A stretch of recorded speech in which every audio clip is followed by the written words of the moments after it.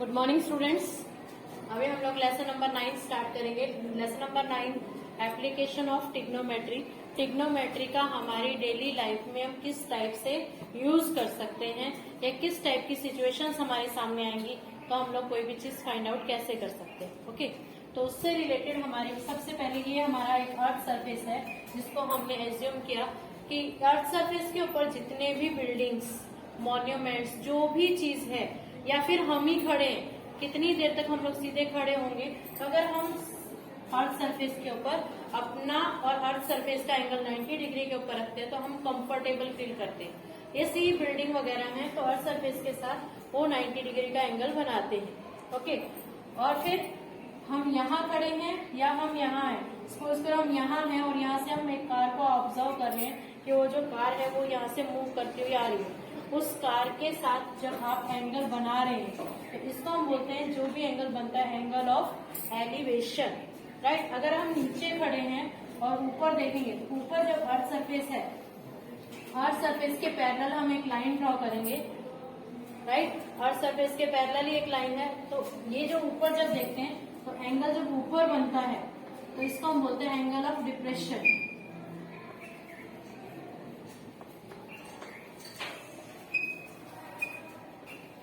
कोई फर्क नहीं होगा, आपको जब सॉल्व करेंगे तो आपके पास ये दो पैरेलल लाइन है और this is a transversal line, so angle of elevation equals to angle of depression. जब भी अगर यहाँ का एंगल दिया है और आपको सम सॉल्व करना है तो आप ऊपर वाले एंगल को कहाँ लेके आएंगे, नीचे लेके आएंगे और सॉल्व करेंगे। ओके, उसके अंदर जो बेसिक कॉन्सेप्ट हमने ट्रिग्नोमेट्री का किया था वही यूज होगा, वो वाला जो हम लोगों ने 90 डिग्री और थीटा के बीच की साइड हमेशा बेस लेंगे। राइट, ये सामने है तो क्या होगा, हाइपोटेन्यूज एंड थर्ड जो साइड है वो परपेंडिकुलर। इस लेसन के अंदर सिंपल हमारे 6 ट्रिग्नोमेट्रिक रेशियो की यही वाली फॉर्म यूज करेंगे, sine theta, cos theta, then tan theta, sec theta, cosec theta. इसके लिए आपको फॉर्मूला लिखवाए थे P by H, B by H, B by B, B by P, H by B and H by P। Right, वही same Pandit Badri Prasad हर हर बोले। Okay, हो गया ये जब मिल जाएंगी सारी चीजें, जब हमें सॉल्व करना है सम, हो गया।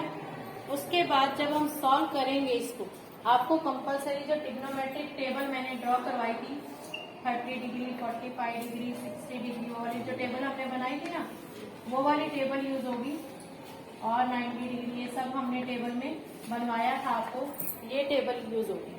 और क्या यूज होगा, इसलिए चैप्टर स्टार्ट करने से पहले आपको ये टेबल और ये सब बना ही लेना है। ओके, उसके अलावा जब हम सम सॉल्व करना है कोई भी ट्रिग्नोमेट्रिक रेशियो, आपको एक चीज याद रखनी है, आप जब किसी चीज को फाइंड आउट करते हैं, जिसको फाइंड आउट करना है उसको हमेशा न्यूमरेटर की फॉर्म में रखेंगे और जो गिवन रहेगा उसको हमेशा डिनोमिनेटर की फॉर्म में लिखेंगे और इससे आपकी जो भी ट्रिग्नोमेट्रिक रेशियो बनेगी उसे हम सॉल्व करके बताएंगे। इसलिए आपको पहले एक सम लेंगे, सम के हिसाब से आपको समझाती हूँ। ये सब आपको करवाया हुआ था पहले फर्स्ट चैप्टर में जब ट्रिग्नोमेट्री स्टार्ट करवाया था, सिर्फ यही लिखना है, एंगल ऑफ एलिवेशन और एंगल ऑफ टेबल भी बनानी बताई है। तो लेसन नंबर 9 के सामने जब ये चैप्टर स्टार्ट कर रहे हैं तो आपको टेबल बना लेंगे। ओके, अब हम क्वेश्चन लेंगे। एक्सरसाइज एक ही दी है इसके अंदर। फर्स्ट क्वेश्चन,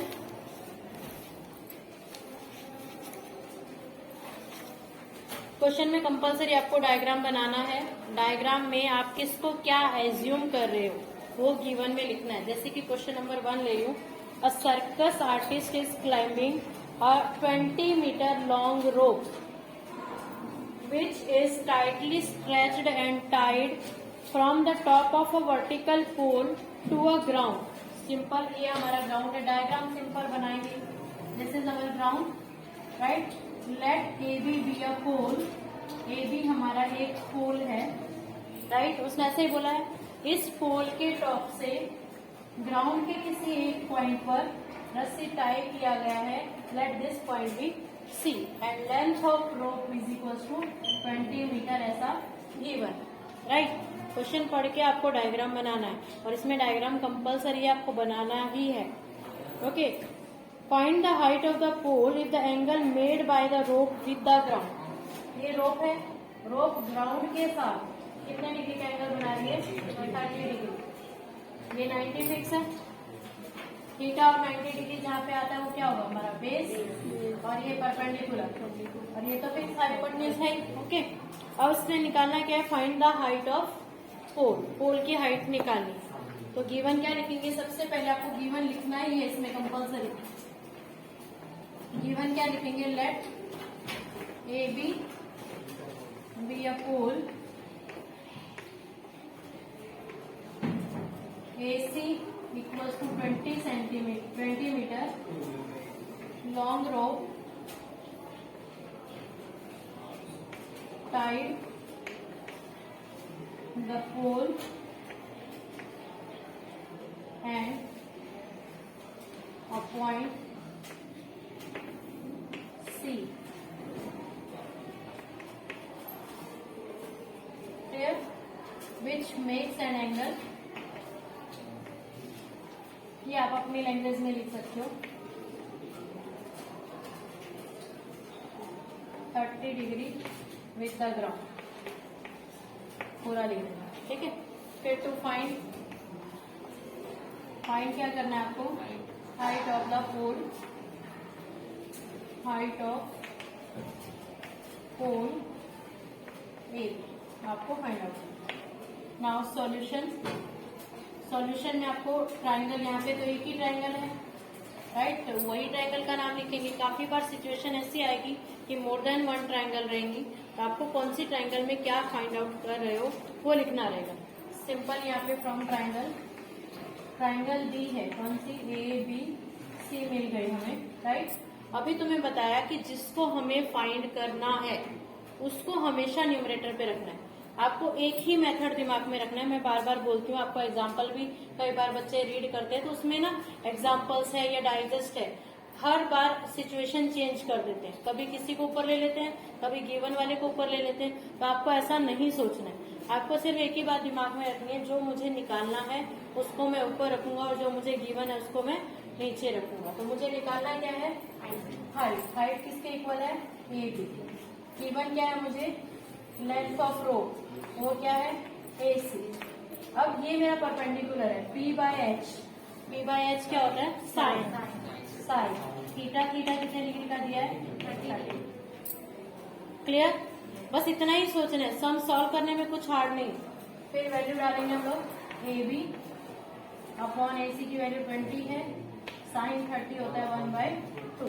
वैल्यू देख लेंगे हम लोग टेबल में से। Then AB equals to 1/2 into 20, 2 10 20, तो क्या आएगा? AB equals to 10 metre.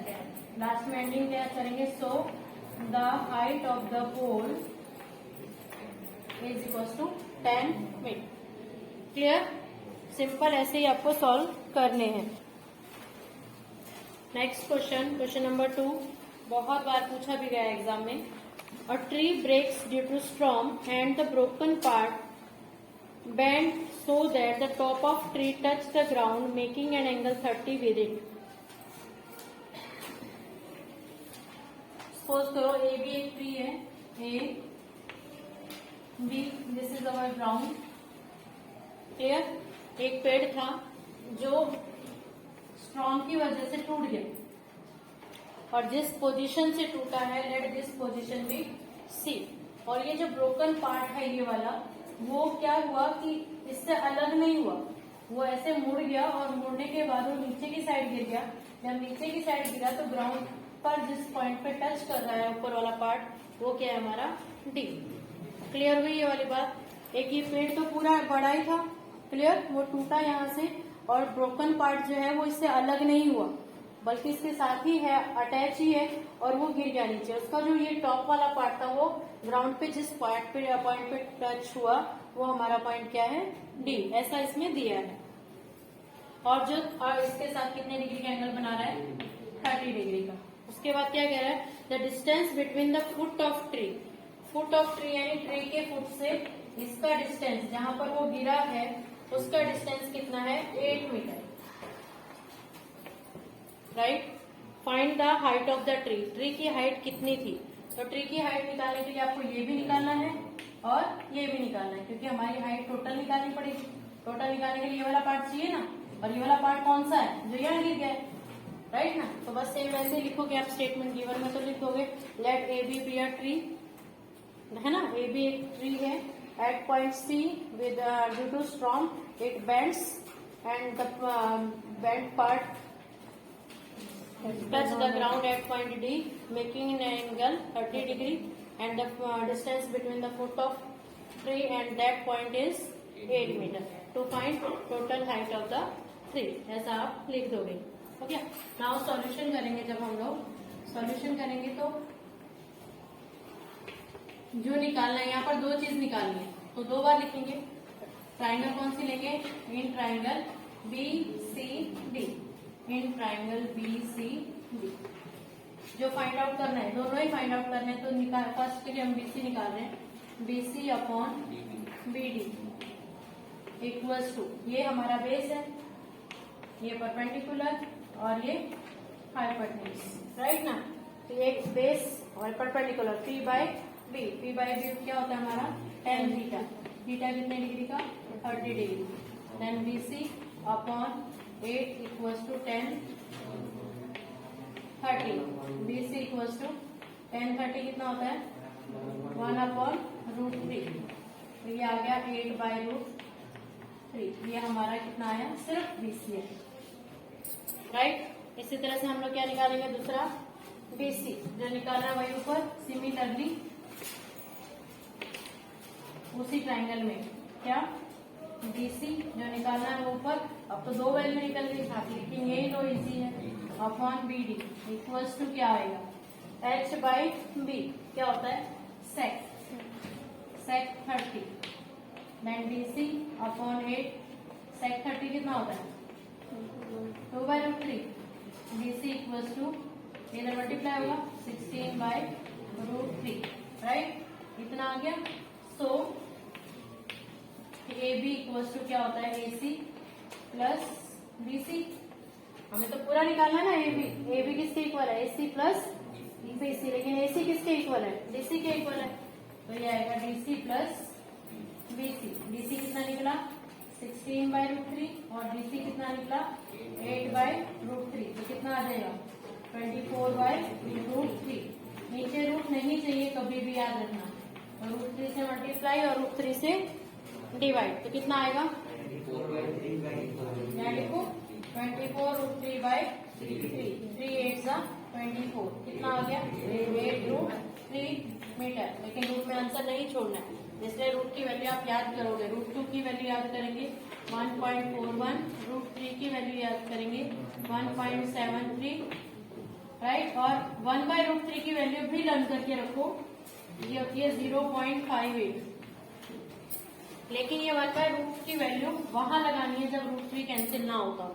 जैसे अभी आपने रेशनलाइज किया, इस 3 से 24 कैंसिल हो रहा था ना, तो यहाँ पर 1 अपॉन रूट 3 की वैल्यू मत लगाना, राइट। यहाँ पे किसकी लगाएंगे? रूट 3 की लगाएंगे। सपोज करो यहाँ 24 की जगह 7 होता, तो 7 रूट 3 से डिवाइड नहीं होता है ना 3 से, तो आप डायरेक्ट 1 बाय रूट 3 की वैल्यू लगाओ। हल्का सा पॉइंट डिफरेंस आएगा, बहुत ज्यादा डिफरेंस नहीं आएगा, तो रॉन्ग नहीं होता है, ओके। बाकी एक्यूरेट आएगा, कोई प्रॉब्लम नहीं है। तो ये वैल्यूज याद कर लो सारी, अलग से लिख लो और ऐसे आपको सॉल्व करना, ओके। क्वेश्चन नंबर 3, ये ना गार्डन का है, एक प्लेग्राउंड है जिसके अंदर गार्डन के अंदर ऐसे वाले फिसलते थे ना, सब लोग छोटे होते थे तब, फिसलन पट्टी बोलते हैं इसको हम लोग, है ना। एक छोटे बच्चों के लिए है और एक बड़े बच्चों के लिए। ऐसा दो टाइप की है, ऐसा स्लाइड्स, दो टाइप की स्लाइड्स हैं। For children below 5 years the prefer have height, slide की हाइट दे रखी है 1.5 मीटर एंड एंगल जो है वो कितने डिग्री का है? 30 डिग्री का है। तो आपको ये लेंथ निकालनी है और दूसरी हाइट, दूसरे वाले की जो हाइट है वो कितनी है, for the she want to have the slip and height 3 metre, दूसरे वाले की हाइट 3 मीटर है और एंगल कितने डिग्री का है, 6 डिग्री। दोनों में आपको इस स्लाइड की लेंथ फाइंड आउट करनी है, जो इजीली हो जाएगा। नेक्स्ट जो फोर्थ क्वेश्चन है, angle of elevation of top of tower from the point on the ground which is 30 metre away from the foot of tower, find the height of tower. ये first वाले के जैसा ही है, आप लोग कर लेंगे।